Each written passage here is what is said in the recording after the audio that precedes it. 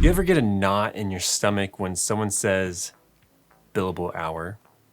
Yeah, same. The first 5 years of public accounting didn't just break me, they rewired my brain. Welcome to a new version of me where I try to do things and actually enjoy them. After 10 years of public accounting, I'm finally getting my life back. They say if there is no suffering, there can be no joy. In that case, public accounting must be the gateway to enlightenment. I promise this video won't accelerate your depression if you are in public accounting. Trust me, there's plenty to like about the industry, but this might not be that video. During the first 5 years of my career as a CPA, I worked for 2 different firms. Both had minimum billable hour requirements that you had to reach during tax season that started in January and ended in April. 55. That was the max billable hours I needed to hit, and you couldn't include admin time or meetings. So it was actually about 60 to 65 hours spent in the office before the commute time. 60 hours a week for about 3 months of the year, and sometimes for a month in the fall, or 5 years. You wouldn't last a day in the asylum they raised me in. Preparing tax returns wasn't my job. Hitting the hours was my job. I became a professional at hitting 55 charge hours in 5 days. I never made up my hours or ate my hours, which might be one of the reasons I was terminated at my first job. I became a pro in that I was very consistent in hitting my minimum required hours. It's not like I hit 55 hours and just bounced. Okay, I might have done that a few times, but I would consistently hit 11 to 12 hours of billable hour days so I could leave on Friday and not worry about coming in over the weekend. Something happening during the week? Yeah, Logan wasn't going to make it because he was working 12-hour days, and he's not going to sacrifice hours for the weekend for giving himself a break during the week. Repeat this trend for 5 years and what you get is some entrenched habits and PTSD. I think this is where I developed my hatred for traffic. Granted, I do live in Austin, Texas, which is arguably one of the most car-centric cities imaginable. You know those police ambush car chases where a Dodge Hellcat is being chased by helicopters, doing several backflips and still driving 70 miles per hour? Yeah, that's the average freeway experience here. Okay, maybe not, but what else is causing all this traffic? Time spent in traffic meant less time not working, which was very important to me. And spending my free time on the freeway. Wait a second. Freeway? Who named it that? I worked downtown for the first few years, so I would get to work super early and leave well past rush hour, so I could maximize my time working and not spending it in traffic. Can you see the trauma developing? I spent Monday through Friday focused on one thing: hitting my hours. Every decision that I make during the week goes through a decision matrix, and if it impacts hitting my billable hours or free time, it's out of the picture. Please tell me I'm not the only one that did this. What did I do over the weekend during tax season? Great question. It's not like I went on some grand adventure every weekend. In fact, I probably tried to keep it as low key as possible because I needed to chill or likely catch up on sleep or do things around the house that most people with a normal 9 to 5 do during the week. So if something was too involved or too much out of my chill zone, it's out of the picture. This framework became so ingrained in me, so even when I didn't have to hit billable hour quotas, I was still in the same headspace of trying to maximize my time outside of work, which is probably a testament to how conscientious the average accountant is. Did I say that word? Conscientious? That even when there is no watching eye, you still feel guilty for not working enough. We're now 10 years into my career and I'm finally seeing a way out. There's no path I'm sprinting down to escape. This is a bare knuckle fight that I'm finally starting to win. I can do this all day. What has this headspace looked like?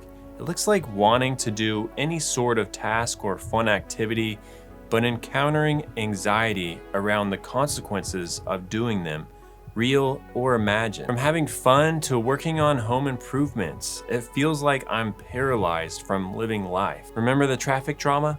If there's driving involved, that adds to the resistance of me doing something. Working in my firm is the only thing I can do stress-free. Until recently, I can't tell you what exactly led to this, but I think there are 3 main factors at play that I think contributed to this new life unlock. Number 1, not burning myself out over busy season. For the past 10 years, I've been so unproductive after April 15th because there's no gas in the tank. I scheduled out all of my 1040 work this year, which allowed me to control my hours from January to April. That meant I was working modest hours for a public accountant, getting good rest, and not pulling out my hair, leaving me still feeling great after April 15th. I work on projects with energy, spend time playing more with my kids, work on home projects that I've been putting off. I just do things. What a concept, right? Like, have you ever just done things without anxiety? Number 2, really searching what I want in life. We just welcomed our 3rd child into the world, and I've been feeling like life is just flying by at 2x speed. I have a 7-year-old now. It feels like she was born yesterday. So I'm making an effort to slow time itself. And according to physics, if I move at 99.99% of the speed of light, time will slow down for me compared to you. Okay, maybe that's not exactly practical, but here's what I can do. My goal for 2025 is to make memories, not money. I'm not trying to make money. If all our needs are met, I'm happy. I'm not sacrificing myself and time to pursue money this year. That means I'm trying to make sure I'm well mentally and emotionally so I can have maximum fun with my family. This mindset is helping me make better decisions that prioritize living, not just working, as much as we can with a newborn in the house. Number 3, taking advice and encouragement from others on how to get more focused. I posted about this crisis, if you will, of feeling busy all the time and asked for some advice. The advice I received was great, and I'm taking baby steps to get better, like no distractions like shows or music while I work out. This is really hard because my brain just wants to veg out, but all the screen time is not good for me. I've already worked out with no music or video, and it's honestly kind of relaxing. Next is I'm trying to create a list of what I want to accomplish for the day. I'll write it at the end of each day for the next day, and then meet with a friend and fellow business owner in person to discuss business and life goals and try to hold each other accountable. The more I can focus my work day, the more I can get things done, and then move on to hanging with the family. The past 2 years when I had an employee, my policy was for them to not work more than 40 hours a week between January and April. The expectation was to hit 40 hours if there's enough work, but not to work more than 40 hours. I'm doing my part to help counter the industry norm for working too much. It's possible to not work more than 40 hours a week during tax season. It takes a lot of work to get there, but it's possible. There's still a lot of habits ingrained in me, and there's still a lot of work to do to get me out of my comfort shell.